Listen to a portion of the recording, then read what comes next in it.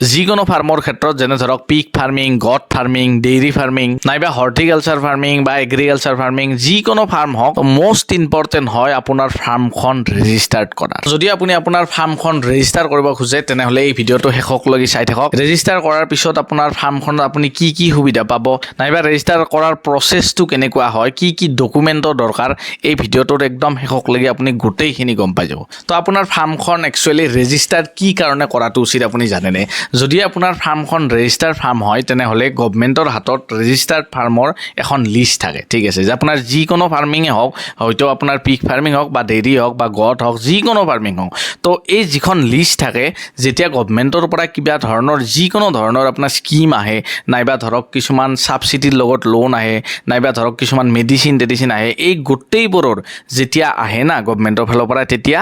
এই যিখন লিষ্ট থাকে সেই লিষ্টৰ ফাৰ্মাৰবিলাকে সেই গোটেইবোৰৰ সুবিধাবোৰ পায়। ইয়াৰ উপৰি আৰু বহুতো কাৰণ আছে, কিছুমান ইঞ্চুৰেঞ্চ আছে যিবোৰ আপোনাৰ ৰেজিষ্টাৰ্ড ফাৰ্মৰ ওপৰতহে আপুনি লগাব পাৰে। তো তেনেকুৱা বহুত ধৰণৰ আৰু কাৰণ আছে, আপুনি গম পাই থাকিব ভিডিঅ'টোত আগলৈকে চাই থাকক। তো ৰেজিষ্টাৰ কৰাৰ কাৰণে যিটো প্ৰচেছ, সেই প্ৰচেছটো কেনেকুৱা জানেনে? কিছুমান ডকুমেণ্ট আপোনাৰ আৱশ্যক হ'ব। এই ডকুমেণ্টবিলাকৰ চবচে প্ৰথম আপোনাক লাগিব, যিকোনো এখন ফাৰ্ম, আপোনাৰ ফাৰ্মখন যদি আপুনি ৰেজিষ্টাৰ কৰিব খোজে তেনেহ'লে আপোনাক লাগিব প্ৰথম এটা ভাল নাম, ঠিক আছে, যেনে ধৰক বিকাশ পিক ফাৰ্মিং, তেনেকুৱা টাইপৰ এটা নাম থাকিব লাগিব, যিটো নামেদি আপুনি এই ফাৰ্মখন ৰেজিষ্টাৰ কৰিব। তো নামটো আপোনাৰ ডিচাইড হৈ যোৱাৰ পিছত আপোনাক লাগিব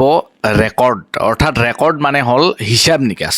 যিকোনো যেতিয়া আপুনি বিজনেছ, যেনে ধৰক এখন দোকান দিলে তেনেহ'লে সেই দোকানবোৰত কিছুমান ছফ্টৱেৰ ইউজ হয়। এই ছফ্টৱেৰবিলাকত সেই দোকানৰ গোটেই চেল বা কিমান টাৰ্ণঅভাৰ হ'ল মান্থলি বা এনুৱেল টাৰ্ণঅভাৰ কিমান, খৰচ কিমান হৈছে, এই গোটেইবোৰ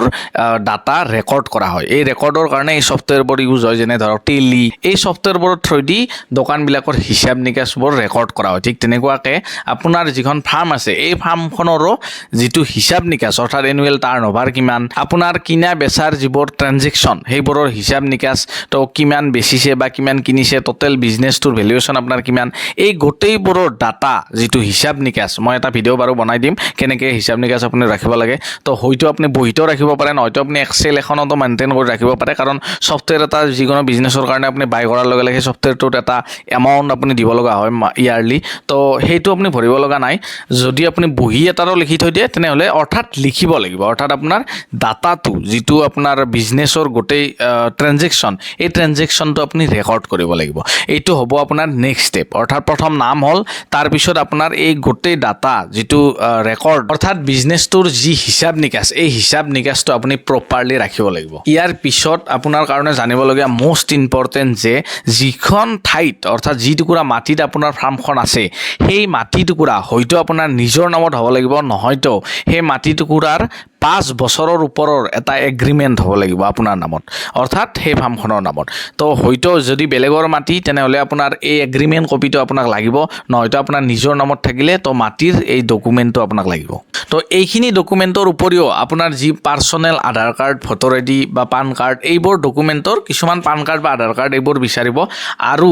ইয়াৰ লগতে এটা আপোনাক কাৰেণ্ট একাউণ্ট লাগিব। কাৰেণ্ট একাউণ্ট মানে বিজনেছ একাউণ্ট, অৰ্থাৎ যিকোনো বিজনেছ এটাৰ নামত যেতিয়া আপোনাৰ এটা একাউণ্ট যিকোনো বেংকে খুলি দিয়ে, আপোনাৰ যিকোনো এটা বেংকৰ ওচৰত গ'লে সেই বিজনেছৰ কিছুমান আপোনাৰ ডকুমেণ্ট বিচাৰিব। যদি আপোনাৰ প্ৰাইভেট ফাৰ্মৰ, অৰ্থাৎ অকল আপুনিয়ে কৰি আছে, তেনেহ'লে আপোনাৰ নিজৰ পান কাৰ্ড বা কিবা ডকুমেণ্ট অলপেদি তেনেকুৱাকৈ আপোনাৰ সেই ফাৰ্মখনৰ নামটো দি এটা কাৰেণ্ট একাউণ্ট সেই বেংকটো খুলি দিব আপোনাক। আৰু সেই কাৰেণ্ট একাউণ্টটো দি আপুনি যিমান আপোনাৰ বিজনেছটো ট্ৰেনজেকশ্যন হয়, এই ট্ৰেনজেকশ্যনবোৰ পইচাৰ, অৰ্থাৎ এই ট্ৰেনজেকশ্যনবোৰ সেই বেংক একাউণ্টটো দি, সেই কাৰেণ্ট একাউণ্টটো দি আপুনি কৰিব লাগিব। তো সেইটো থ্ৰু দিও এটা বেংক ষ্টেটমেণ্ট ৰেডি হ'ব কাৰেণ্ট একাউণ্টৰ। তাৰ ওপৰত আপুনি কেনেকুৱাকৈ লাভ উঠাব পাৰিব পিছত মই কৈ আছোঁ, বা বেংকে আপোনাক কেনেকুৱা ধৰণৰ লাভ দিব। তো আপোনাৰ নাম হৈ গ'ল, তাৰপিছত আপোনাৰ হিচাপ নিকাচ তেনেকুৱাকৈ এটা ৰেকৰ্ড হৈ গ'ল, তাৰপিছত আপোনাৰ মাটিৰ যিটো ডকুমেণ্ট, অৰ্থাৎ এগ্ৰিমেণ্ট নাইবা আপোনাৰ নিজৰ নামৰ এইটো হৈ গ'ল, তাৰপিছত আপোনাৰ যিখিনি ডকুমেণ্ট নিজৰ পান কাৰ্ড বা আধাৰ কাৰ্ড এইখিনি হৈ গ'ল, তাৰপিছত আপোনাৰ কাৰেণ্ট একাউণ্ট, যিটো কাৰেণ্ট একাউণ্টৰ কথা ক'লোঁ এইটো লাগিল। তো এই গোটেইখিনি ডকুমেণ্ট যেতিয়া আপোনাৰ হাতত ৰেডি হ'ব, তাৰপিছত আপুনি হয়তো দুটা অপশ্যন আপোনাৰ হাতত থাকিব এটা হয়তো আপুনি অফলাইনৰ থ্ৰুদি যাই আপুনি ৰেজিষ্টাৰৰ কাৰণে যাব পাৰে আৰু নহয়তো আপুনি অনলাইনো কৰিব পাৰে ঠিক আছে তো এখন ফৰ্ম আছে আপুনি এটা কাম কৰাটো উচিত অনলাইন আপুনি কৰাটো উচিত নহয় আপুনি অফলাইন যাওক আপোনাৰ ডিষ্ট্ৰিক্টৰ ভেটেনাৰী ডিপাৰ্টমেণ্টৰ ওচৰত আপুনি যাওক আৰু গৈ পিনে তাত কওক যে মোৰ ফাৰ্মখন অমুক নামৰ এখন মোৰ ফাৰ্ম আছে তো এই ফাৰ্মখনত আমি ইমান বছৰ ধৰি কাম কৰি আছোঁ বা এই ফাৰ্মখন মই ৰেজিষ্টাৰ কৰিব খোজোঁ তো তেনেকুৱাকৈ যেতিয়া আপুনি ক'ব তাত এখন ফৰ্ম দিব এই ফৰ্মখনত আপোনাৰ এনুৱেল টাৰ্ণঅভাৰ কিমান বিজনেছৰ বা আপোনাৰ কিছুমান তেনেকুৱা ধৰণৰ নাম বা ডকুমেণ্ট কিছুমান বিচাৰিব আৰু তাত কিছুমান ডাটা দিব লাগিব এই গোটেই ডাটাবোৰ তাহোনে কৈ দিব আপোনাক কেনেকুৱাকৈ কি ফুলফিল কৰিব লাগিব বা কি লিখিব লাগিব তো এই গোটেই ফৰ্মখন আপুনি পাৰফেক্টলি ফিল আপ কৰিব লাগিব তো যেতিয়া আপুনি ফৰ্মখন দি আহিব তাৰপিছত আপোনাৰ তাত ভেৰিফাইৰ কাৰণে মানুহ আহিব আৰু আপোনাৰ ফাৰ্মখন পৰ্যবেক্ষণ কৰিব তাৰপিছত আপোনাৰ প্ৰচেছটো আগবঢ়াই পিনে তেনেকুৱাকৈ আপোনাৰ ফাৰ্মখন ৰেজিষ্টাৰ্ড হৈ যাব তো ৰেজিষ্টাৰ হোৱাৰ পিছত গভৰ্ণমেণ্টৰ এই যিবোৰ স্কিম আহিব বা বহুত ধৰণৰ মেডিচিন আহি থাকে প্ৰত্যেক মাহে মেডিচিন আহে তো মেডিচিনবোৰ আপুনি প্ৰপাৰ পাই যাব একদম আপোনাৰ ঘৰত ছাপ্লাই দি দিব তো তেনেকুৱাকৈ আপুনি যেতিয়া ৰেজিষ্টাৰ কৰিব না যিমান ধৰণৰ গভৰ্ণমেণ্টৰ সুবিধা আছে এই গোটেইবোৰ আপুনি পাব তাৰ উপৰি যিটো কাৰেণ্ট একাউণ্ট আপুনি খুলিলে এই কাৰেণ্ট একাউণ্টেদি যেতিয়া আপোনাৰ ট্ৰেনজেকশ্যন হ'ব তেতিয়া বেংকেও আপোনাক লোন দিব বা ফাৰ্মিঙৰ ক্ষেত্ৰত আপুনি বহুত ধৰণৰ গভৰ্ণমেণ্টে ছাবচিডিও লয় তো ছাবচিডিৰ লগতো আপুনি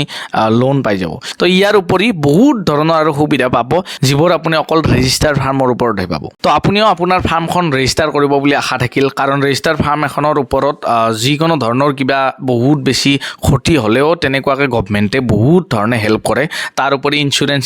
এইবোৰো বহুতখিনি পোৱা যায় তো হোপ সকলোৰে ফাৰ্মবোৰ ৰেজিষ্টাৰ্ড হ'ব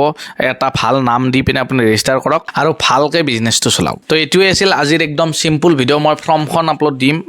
মই ফৰ্মৰ লাগে বেলেগকৈ এটা ভিডিঅ' বনাম আৰু তাত মই কৈ দিম ফৰ্মখন কেনেকুৱাকৈ একচুৱেলি কি ফিল আপ কৰিব লাগে আৰু তাৰ উপৰি